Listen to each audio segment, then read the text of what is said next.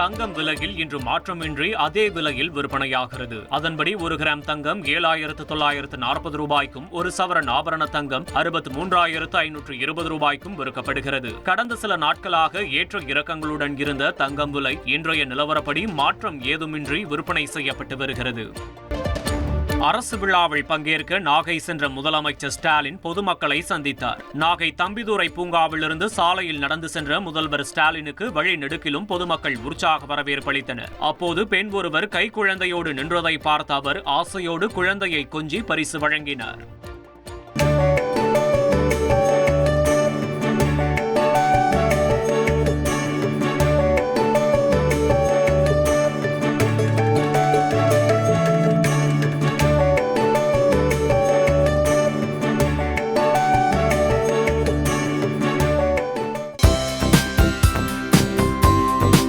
தந்தி டிவியை உங்கள் cable TV ஆபரேட்டரிடம் இலவசமாக கேட்டு பெறுங்கள்.